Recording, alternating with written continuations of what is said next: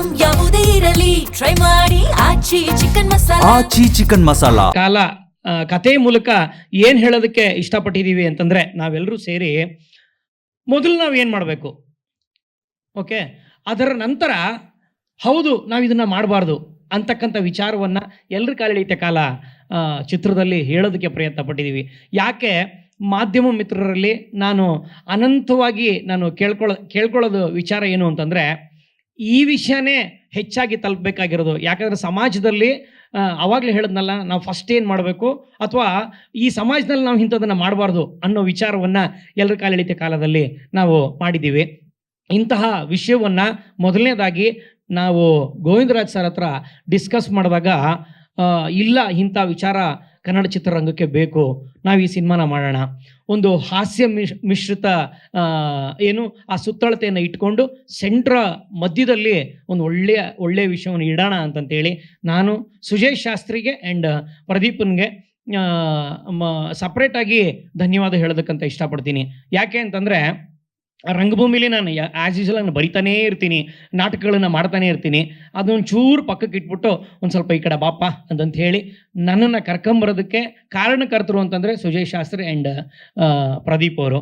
ಈ ಎಲ್ಲದರ ನಂತರ ಮತ್ತೊಬ್ಬರಿಗೆ ನಾನು ಧನ್ಯವಾದ ಹೇಳೋದಕ್ಕೆ ಇಷ್ಟಪಡ್ತೀನಿ, ಅದು ಚಂದನ್ ಶೆಟ್ಟಿ ಅವರು. ಯಾಕೆ ಅಂತಂದರೆ, ಮೊದಲನೇ ಸಾರಿ ನಾವು ಕತೆ ಹೇಳಿದಾಗ ಚಂದನ್ ಶೆಟ್ಟಿ ಅವರು ಐ ಥಿಂಕ್ ಒಂದು 5 ರಿಂದ 10 ನಿಮಿಷ ಈ ವಿಚಾರವನ್ನು ಕೇಳಿರಬೇಕು. ಮೊದಲನೇ ಮಾತೆ ಹಿಂದೆ ಮುಂದೆ ಯೋಚನೆ ಮಾಡಲಿಲ್ಲ, ಇದು ನಾನು ಮಾಡಬೇಕು. ಮಾರೇ ದಿನ ಫೋನ್ ಮಾಡಿ ಯಾವಾಗ ಮಾಡೋಣ, ಇದು ನಾನು ಮಾಡಬೇಕು ಅಂತ ಹೇಳಿ ನಮ್ಮಿಬ್ಬರು ಹಿಂದೆ ಬಿದ್ದು ಅವರೇ ಕೂತ್ಕೊಂಡು ಇದು ಚೆನ್ನಾಗಿರುತ್ತೆ ನೋಡಿ, ಅದು ಚೆನ್ನಾಗಿರುತ್ತೆ ನೋಡಿ, ಇದೊಂದು ಚೂರು ಮಿಕ್ಸ್ ಮಾಡೋಣ ಅಂತಂತ ಹೇಳಿ ಕತೆಗಳಲ್ಲಿ ಅವರು ಕೂಡ ನಮ್ಮ ಒಟ್ಟೊಟ್ಟಿಗೆ ಅದನ್ನ ಮಾತಾಡಿಕೊಂಡು ಕತೆ ತರೋದಕ್ಕೆ ನಮ್ಮ ಜೊತೆ ಇದ್ದರು. ಅವ್ರಿಗೆ ನಾನು ಧನ್ಯವಾದನ ಹೇಳೋದಕ್ಕೆ ಇಷ್ಟಪಡ್ತೀನಿ. ಈ ಚಿತ್ರಕ್ಕೆ ವಿಶ್ವಜಿತ್ ರಾವ್ ಅವರು ಒಂದು ಅದ್ಭುತವಾದಂತಹ ಕ್ಯಾಮ್ರಾವನ್ನು ಹ್ಯಾಂಡಲ್ ಮಾಡಿದ್ದಾರೆ. ಅವ್ರನ್ನ ನಾವು ತುಂಬ ನೆನೆಸ್ಕೋಬೇಕು.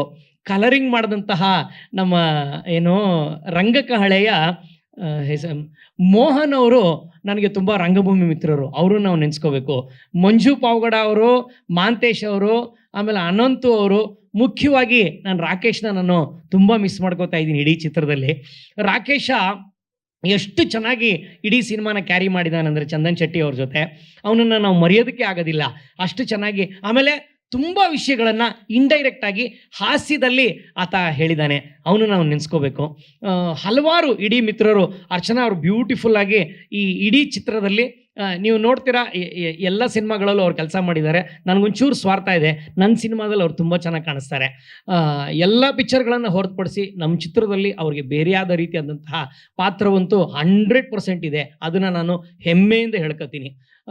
ಇದನ್ನು ಹೊರತುಪಡಿಸಿ ಇನ್ಯಾರನ್ನಾದರೂ ಎಲ್ಲರೂ ನೆನಪಿಸ್ಕೊಂಡ ಮಾಧ್ಯಮ ಮಿತ್ರರಿಗೆ ಒಂದು ಕೋರಿಕೆ ಏನು ಅಂತಂದರೆ, ಇಂತಹ ವಿಚಾರ ಹೆಚ್ಚಾಗಿ ಜನಗಳನ್ನು ತಲುಪಬೇಕು, ಅದಕ್ಕೆ ನೀವೆಲ್ಲರೂ ಕಾರಣಕರ್ತರು ಅಂತ ಈ ಮೂಲಕ ಕೇಳ್ಕೊಳ್ತಾ ನನ್ನ ಮಾತನ್ನು ಮುಗಿಸ್ತಾ ಇದ್ದೀನಿ. ಸರ್ ಆ್ಯಸ್ ಯೂಶುವಲ್ ನಿಮ್ಗೆ ಗೊತ್ತಿದೆ ಸರ್, ಥಿಯೇಟ್ರಲ್ಲಿ ನಾನು ಕೆಲಸ ಮಾಡ್ತಾ ಇರ್ತೀನಿ. ರಂಗಭೂಮಿಲಿ ಕೆಲಸ ಮಾಡಬೇಕಾದ್ರೆ ಸಣ್ಣದಾದಂಥ ಒಂದು ಪಾಯಿಂಟ್ ಸಿಕ್ತು.